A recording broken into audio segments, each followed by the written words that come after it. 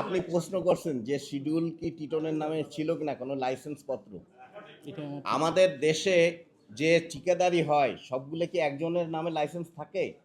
Licence থাকার যে procedure, let me finish, লাইসেন্সের করার যে প্রসিডিউর, লাইসেন্সের যে প্রসিডিউর সেটা করতে যে পেপারস লাগে, সদ্য জেল থেকে বের হওয়ার একজন আসামি তার পক্ষে কি এই পেপারগুলো জোগাড় করা সম্ভব ভাইয়া?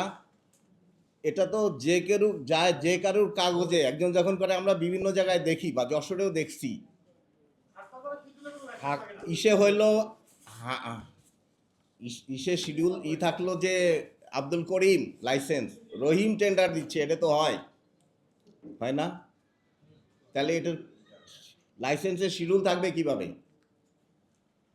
আর হাট বাজারে তো বিভিন্ন লোক এক হয়ে, সে আমার টাকা নাই আপনার টাকা আছে, এরকম একটা কিছু প্রতিষ্ঠান মিলে কাজগুলো করে। আমাদের কি দেশে প্রচলিত এরকম সিস্টেম নাই ভাইয়েরা, যে আমার টাকা নাই আমি পরিশ্রম করতে পারি, আরেকজনের টাকা আছে, তো শিডিউল যে কিভাবে কিনছে, পার্টিকুলার টিটনের নামে কিনতে হবে, তাছাড়া শিডিউল এজারা নেওয়া যাবে না, এর কোনো বাধ্যবাধকতা আছে কি?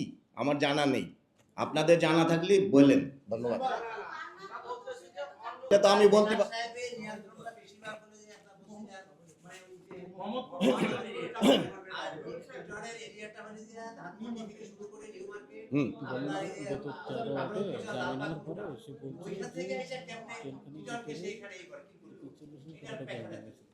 আসলে আমরা ডাউট করতেছি এই জন্য, সে যে জেলখানা থেকে বেরোয় ওই যে 1-1.5 মাস আগে তো বলছিল যে পিচিএলালের সাথে আমার ঝামেলা হয়েছে আর হয়েছে। আরেক ভাই জিজ্ঞেস করলেন যে যশোরের সাংবাদিক তারে দেখে নাই, তো আবার আপনারাই বললেন যে সে হাজিরা দেয় নাই। ভাইয়া, যে হাজিরা দেয় নাই সে কি ঢাক ঢোল পিটে দেখা করবে তার ফ্যামিলির সাথে, না নিজেকে হাইপ করে করবে? সে কি সাংবাদিক ডেকে দেখা করবে, না নিজেকে খুব ভাবে দেখা করবে? প্রশ্নটা আমি আপনাকেই করছি। ধন্যবাদ।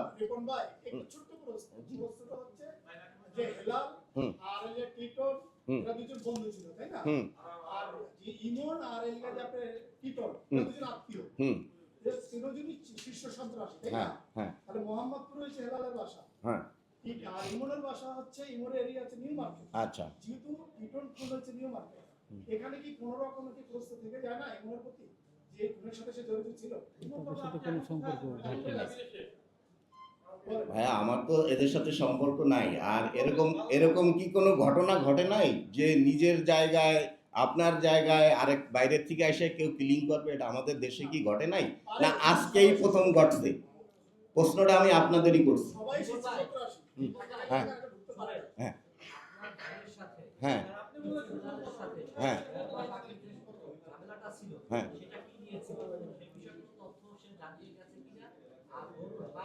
শিডিউল নিয়ে গেলাম সেটা বিভিন্ন কাজের ওরা তো বিভিন্ন কাজের শিডিউল কারোর ওদের মাধ্যমেই অনেকে নিত। হ্যাঁ, এইসব নিয়েই গ্যাঞ্জাম হয়েছে। আর আপনারা জানেন যে দুইজনই সন্ত্রাসী এবং তাদের সোর্স অফ ইনকামও জানেন, যেটা আমাদের পক্ষে জানা সম্ভব না, তাই না? হ্যাঁ,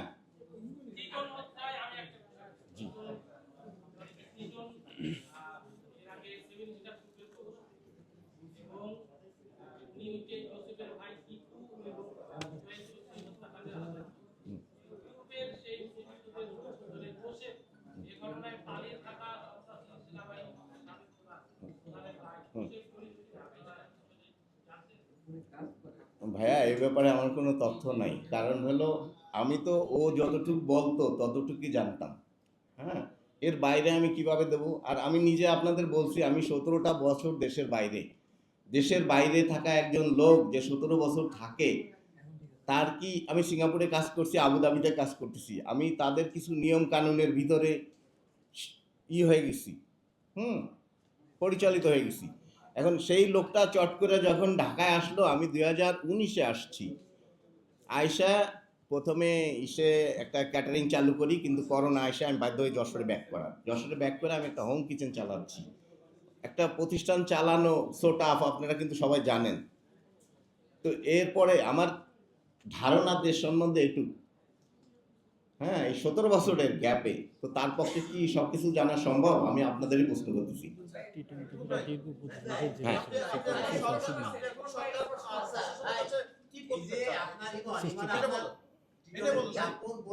ভাইয়া একটা করে না, আমি সুপারম্যান না, আমি হিউম্যান এবং শোকাগ্রস্ত হিউম্যান। তো ভাইয়া আপনি সবাই যদি এরকম করেন, আপনারাও কিন্তু human. So please think I am also human, one by one. তো বলেন যে টিটো দীর্ঘ 25 বছর জেল কেটে পড়ে সে বেরিয়ে এসে আমাদের বলে যে আর কোনো বদনাম হয় না, কোনো কাজ করে। জি। সরকার এবং প্রশাসনের কাছে আপনি কি বলতে চান? সুষ্ঠু নিরপেক্ষ বিচার, আর কিছু না।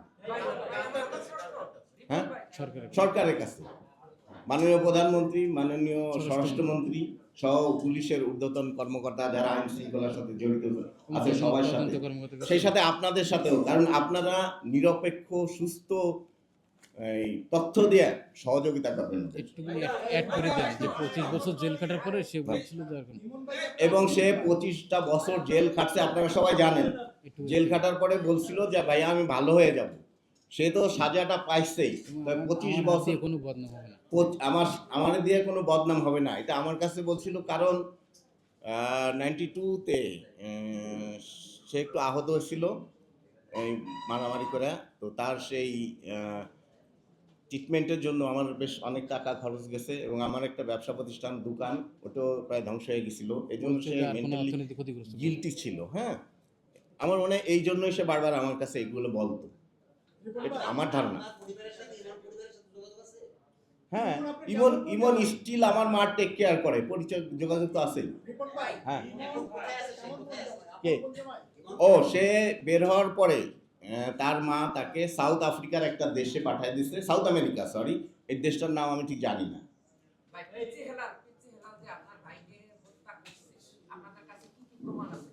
আমি কিন্তু সব বলে দিছি যে কি কি বলছে, কি কি হয়েছে, প্রমাণ তো করবে টিটুনির সাথে কথা অ্যাডমিনিস্ট্রেশন। আর ওর বলে দিছি যে ওর এই কি বলে অ্যাপসের মাধ্যমে কথা বলতো, আর যে প্রমাণগুলো সেগুলো তো বাইর করবে তদন্তকারী কর্মকর্তারা, এবং আপনারা তথ্য দেবেন। বলেন যে আমার সাথে 26 তারিখ 27 তারিখ কথা হয়েছে। হ্যাঁ, আমরা তো সন্দেহ করছি দেখে কি মামলাটা দিছি, না তো মামলা দিতাম না। বলেন। বলেন 26 তারিখে কথা হয়েছিল। হ্যাঁ হ্যাঁ, নিরাপত্তা হুমকি আছে। আমার নিরাপত্তা হুমকি হ্যাঁ, আমি তো নিরাপত্তার অভাব বোধ করতেছি।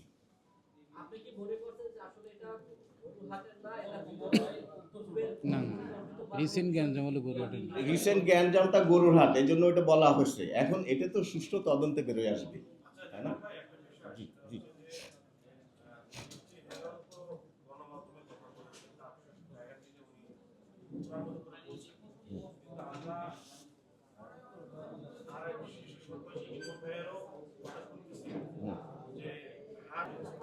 ভাইয়া, এখন এআই দিয়ে অনেক কিছু সম্ভব।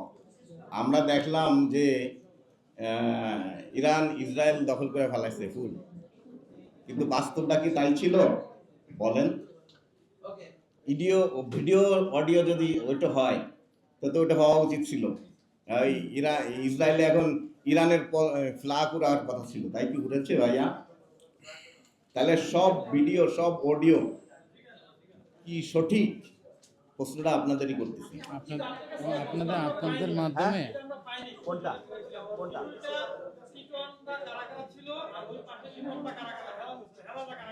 ভাইয়া, এই শিরোটা আমি দেখি নাই, আমি জানি না।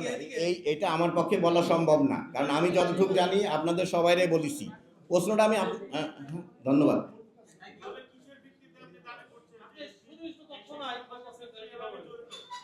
মোবাইলে কথা হয়েছিল।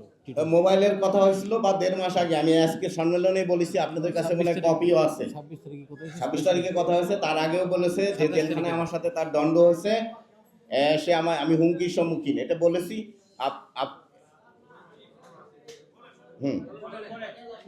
বলেন না 1.5 মাস আগে হাটের কথা ছিল না, ছিল যে ওর সাথে আমার জেলখানায় দণ্ড, এখানেও দণ্ডটা হচ্ছে। হ্যাঁ, এবং সে খুব এইভাবে সে নিজেকে সেভ করে গিয়েছিল, যার জন্য ওই যে এক ভাই বললেন যে সাংবাদিকদের দায়িত্বে সে যায় নাই। ধন্যবাদ।